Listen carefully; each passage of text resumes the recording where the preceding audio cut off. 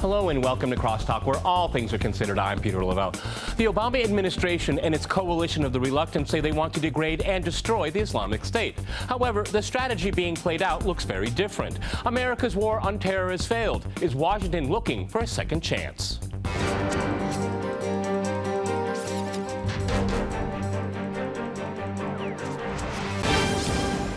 To CrossTalk the Islamic State, I'm joined by my guest, Majid Rafizadeh in Los Angeles. He is a Harvard scholar and president of the International American Council on the Middle East.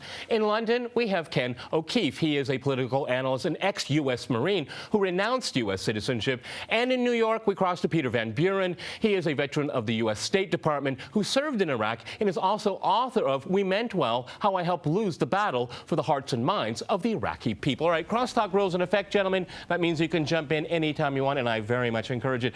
Peter, if I go to you first in New York, I think most people would say the war on terror, i.e. from George Bush, didn't work out too well, if I can put it that way.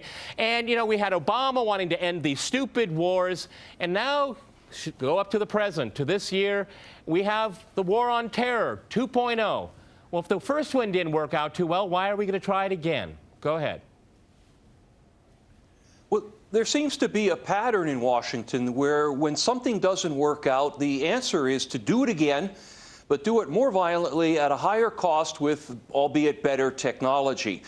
There seems to be no emphasis on results, simply on the process. I think Washington has simply run out of ideas, run out of strategies, and in the midst of a fury to do something, just repeats the mistakes of the past. Look, if you're standing in front of a burning house and the only option you feel available is to throw a can of gasoline in the house, it is better, in fact, to do nothing.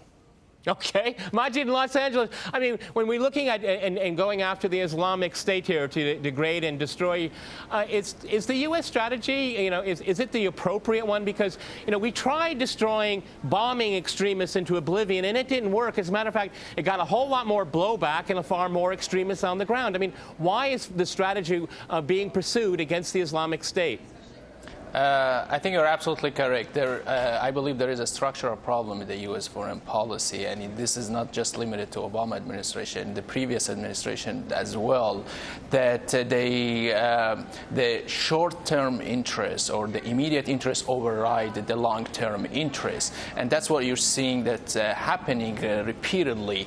If we look at the U.S. history involvement in the Middle East, particularly, there have been a lot of mistakes done, for instance, that resulted into substantial, egregious, unintended consequences. In the 1980s, U.S.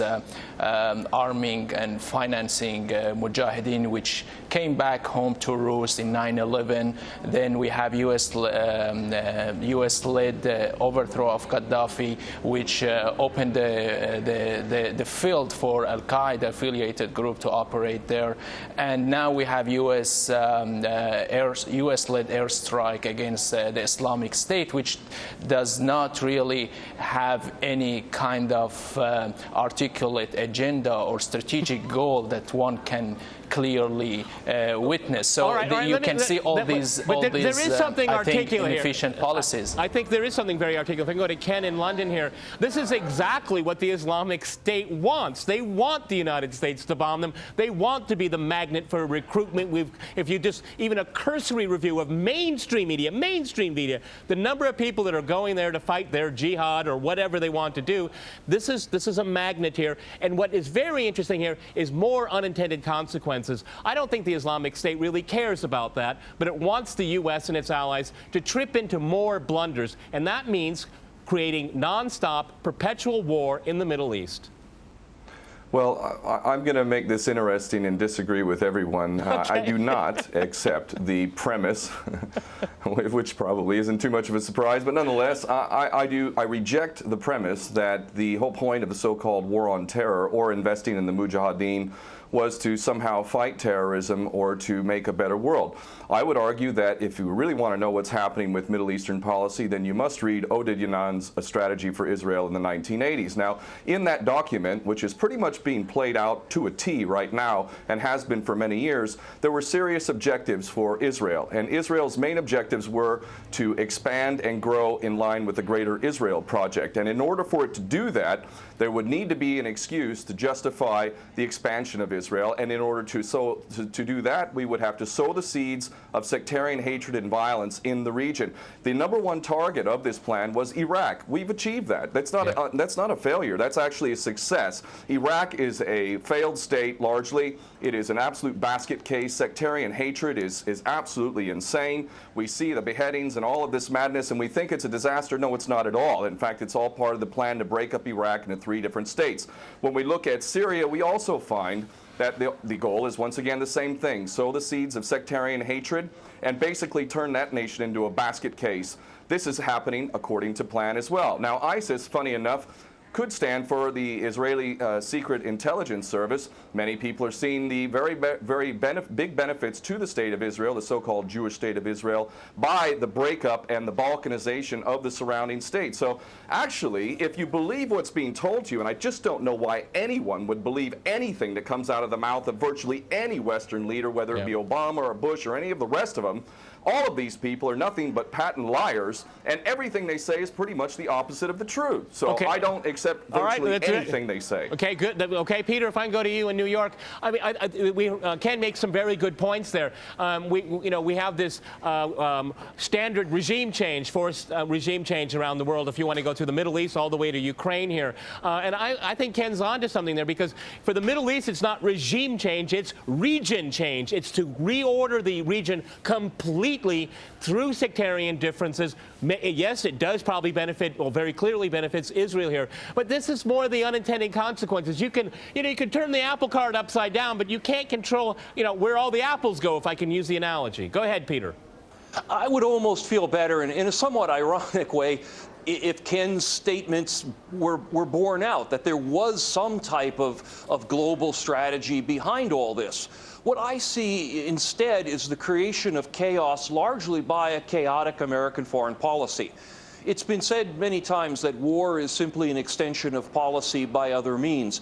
And if there is no coherent policy behind that war, then the wars will simply be chaotic violence.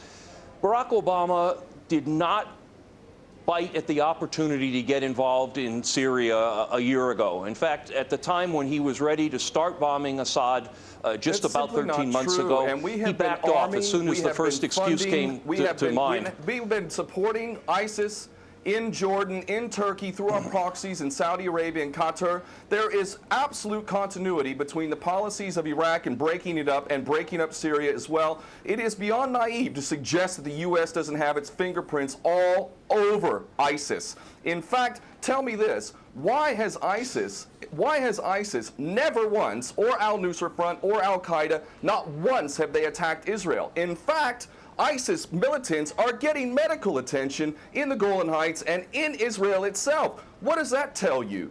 There is absolute continuity, but the actual policy, just like the Project for a New American Century laid out very clearly, that a, quote, new Pearl Harbor would be necessary to achieve this goal of full spectrum dominance. You could never tell the American people, or the world for that matter, we're going to fight wars of aggression where we're going to have to invade and occupy, we're going to have to spend hundreds of billions, if not trillions of dollars to achieve the goal of full spectrum dominance, which is to control, absolute control over air, land, sea, and space, and cyberspace. The American people never would have bought it, so you can't tell them that. You have to tell them a bunch of lies, and we see this over and over again. What you have to do, Ken, if I can go, okay, Peter, I'll let you reply, but I think one thing is for sure is that just keep people scared, really, really scared, and then they follow. They'll follow you no matter what you say. Just show those beheadings. Something must be done. Sometimes, as Peter said earlier, maybe nothing should be done. Peter, you want to reply to what Ken had to say in London? Go ahead. Well, a couple of points. First, first of all, you'd have to probably waterboard me to try to get me to make a statement in favor of what the United States has done in the Middle East. That's certainly not the point I'm maintaining. And I certainly agree with Ken that America's hands are all over ISIS. It seems to be, however, an application of Occam's razor, if you will. The simplest explanation is often the current one. The United States invasion in 2003 in Iraq was certainly not designed, and I was there, to break Iraq up into statelets. It was designed to create a client state for the United States in Iraq, and it was necessary to hold the disparate elements together to make that client state as big and as powerful as possible.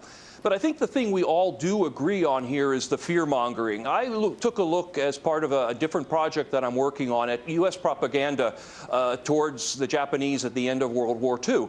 And in fact, word for word, it was almost identical to what our mass media is pushing out today as propaganda.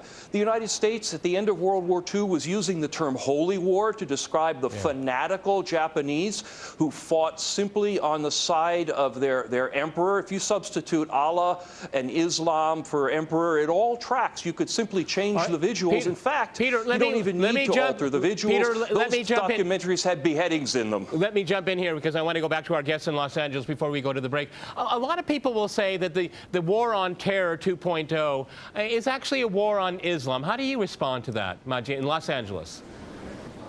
I don't think it's completely would be characterized as a war on Islam.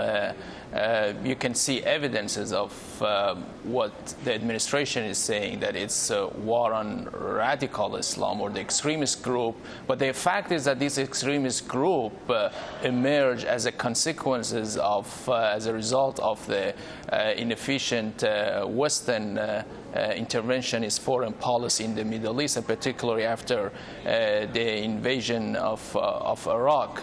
So I don't really broaden it in a picture that it gentlemen, is I have to jump in here. We're going to go to a short break, and after that short break, we'll continue our discussion on the Islamic State. Stay with RT.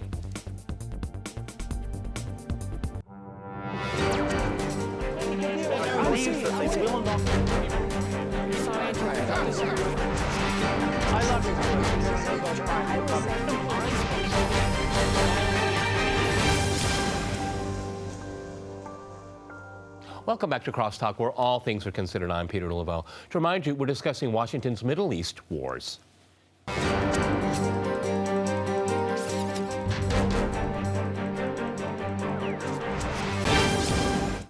Okay, I'd like to go back to Ken in London. I find the existence of ISIS, which it's being revealed slowly but surely, and I'm going to agree with some comments that you made. I mean, it's almost been midwifed, if I can use a term the administration likes in its foreign policy. And essentially, its first goal is to destroy the state of Syria. That's it. I mean, if we look, we see the strikes that are being made. They're against ISIS, but they're against infrastructure. I mean, a granary doesn't threaten the world. It doesn't threaten anyone. Actually, it feeds people. But somehow that is a terrorist asset that must be destroyed. I find the existence and the midwifing of ISIS to be so very convenient for a number of people. Well, there's simply no question that there must always be a boogeyman. In fact, you're sitting in Russia now. For 50 years plus, we were fighting this Cold War that really was an absolute charade to begin with. There never really was a threat of a Soviet invasion. And for decades, we spent insane amounts of money developing nuclear weapons to the point of really completely, totally collective insanity. And here we sit today in a world that threatens a third world war with a policy that is clearly intended to totally destroy Syria. Let's see what happens. If we take Bashar al-Assad out of the equation in Syria, does anybody with half a brain not understand that that vacuum that's going to be created is going to be a vacuum filled by the most powerful interests there? And who is that right now? Well, that would be our best friends and allies, these little Frankenstein monsters that we create, whether it's Al-Qaeda or Al-Nusra Front or the latest ISIS monster that we've created. Those are the ones that are going to fill that vacuum, and that fits perfectly in line with Oded Yanan's A Strategy for Israel in the 1980s. And if these other two gentlemen haven't read that document, I seriously suggest you do. Another thing that's really worthy of pointing out is the so-called Islamic State is anything but Islamic. And yes, there is a war on Islam. Islam is very understood by many Muslims around the world to be absolutely 100% forbidden for you to forcibly forcibly convert somebody to Islam or kill them. This is totally untrue. Back in the medieval times, when there was Muslim empires, it was an absolute understanding and policy amongst the Muslims who were in charge at that time that those who practiced whatever religion were allowed to continue practicing that religion, and they were not even forced to pay taxes into the Muslim empire itself. However, if people wanted to practice that religion, they would not be able to derive the benefits of the tax system and so on and so forth. The bottom line is no Muslim in their right mind would justify going in and literally executing men, women, and children simply because they don't convert to your religion. These people are not Islamic. They are creations of the monster, which is the empire of the United States and all its cohorts in Israel and England in particular. And this monster is purposely created to justify the continuing insanity of the never-ending war policy, which is really the core of America. And that is exactly why I renounce my U.S. citizenship. This madness cannot be considered anything but the major threat to the world. Okay, Peter, in New York, one of the things we've seen in reference to this war on terror is that, whatever group you in power, I don't care what label you put on it, it's hard to turn them off. And this is what I worry about, is that I agree what we heard. I mean, if Assad goes, what makes you think it's going to be better? I've never understood that argument here. But, you have to look at the Saudis and the Gulf countries that have been feeding this quote-unquote monster. I like that word. How do you turn this, you turn off the money? I don't see that happening. I don't see that Saudi Arabia has any interest in pursuing an American agenda. It pursues its own interest. And that can be applied to Israel as well. What I worry about is that, it just continues to unseat and destroy everything that is stable in the Middle East. Not that I'm, would be unhappy to see the Saudi regime go. You've hit on the exact point. If you want to look at Syria's future, all you have to do is glance over at what happened in Libya. Yeah. The United States removed one regime and replaced it with essentially nothing. It created a power vacuum that resulted in Benghazi, resulted in the flow of arms all across northern Africa and into Syria as well. As far as the Saudis, and we see it most clearly these days with the Turks, the United States horribly fails to understand that each of these countries has its own interests. Some of those interests overlap with what the United States is trying to do. Take a look at the fact that America is now acting as Iran's air force on the ground in Iraq. But we don't understand the difference between occasional overlapping interests and the broader strategic goals. That is what bites us in the rear end every single time in the Middle East, and I shake my head watching it unfold in front of us today in both Syria and Iraq, and I wonder what will happen next. Which will be the next domino, to use a phrase from the Vietnam War era, extremely generous to these psychopaths who are running the world right now, to say that they're just making mistakes. Okay, I agree, Ken. Let me go to Los Angeles here. I try to be polite. Okay, it's a family show. Okay, let's go to Los Angeles here. We heard about the United States functioning essentially as Iran's air force in dealing with ISIS. How do you feel about that? Because, the Americans just have this thing with Iran, and they just can't let it go. They can't let it go. This is an opportunity to change history. Do you think there's going to be any smarts in Washington to say, look, we can work with these people. They have a commitment to see this ISIS be put under control, degraded, and destroyed. Do you think the Americans will ever get to the point and say, yes, we can work with the Iranians? We know they are, but they won't be honest with us. Yeah, I think there are a lot of contradictions when it comes to U.S. foreign policy towards Iran, particularly, for instance, the arms embargo, which doesn't have to do anything with the nuclear issue. And if you want Iran to really, Iran is the only country that you can see in the Middle East that is fighting with the Islamic State, putting troops on the ground. So if you want this country to fight really with the Islamic State, so why do you impose other arms embargo on the country? So there are a lot of, I think, contradictions. But if I can add a point just to what your guest said, I agree that there is some kind of effort to demonize Islam, but I think the war is really more on resources and it's more geopolitics, and whatever is really furthering U.S. national interest, that's what the administration would follow, because you see the administration is ally with, some of the most powerful Muslim Islamic governments in the region. So I think there is an effort to demonize Islam in the mainstream media, particularly in the Western media.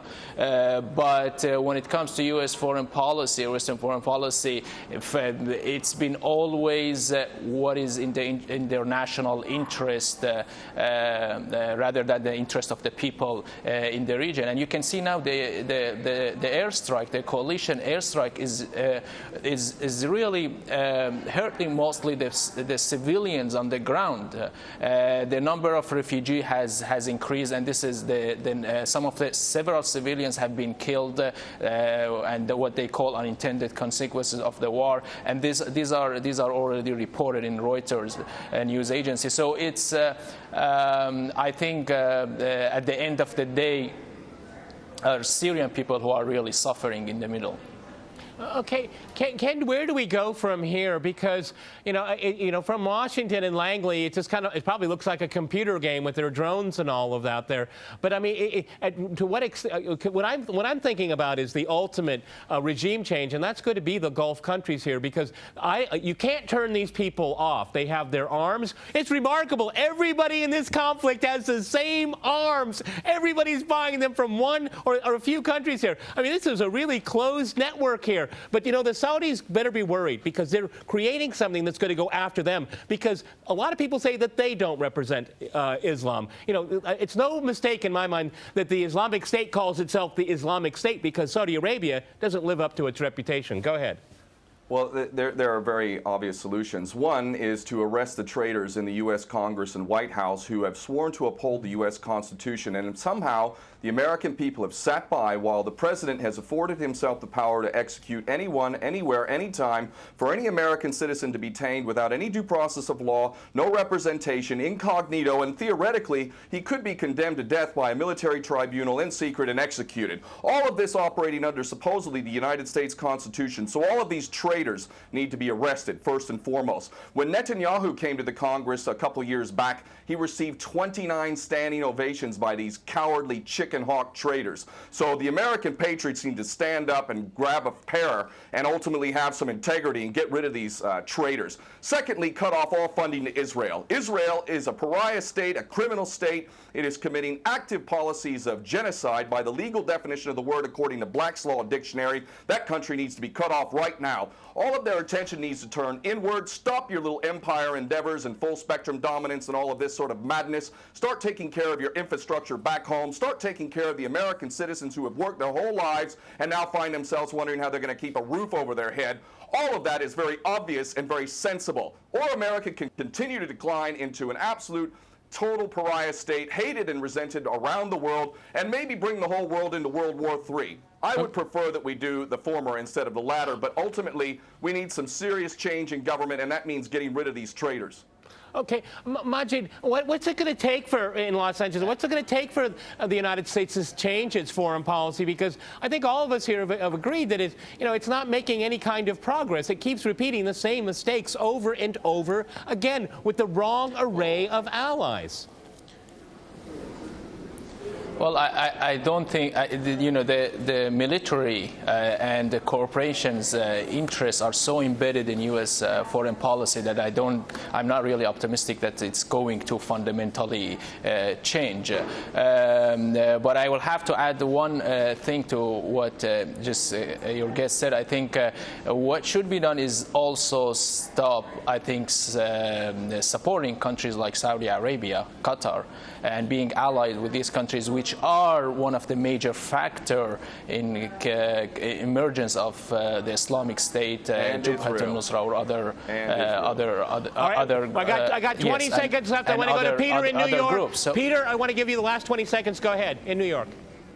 The way to solve the problems in the Middle East are through regime change. The way I differ is that the regime change should take place in Washington, not somewhere else. Excellent ending to this program. Thanks to my guests here in Los Angeles, New York, and in London. And thanks to our viewers for watching us here at RT. See you next time. And remember, CrossTalk rules.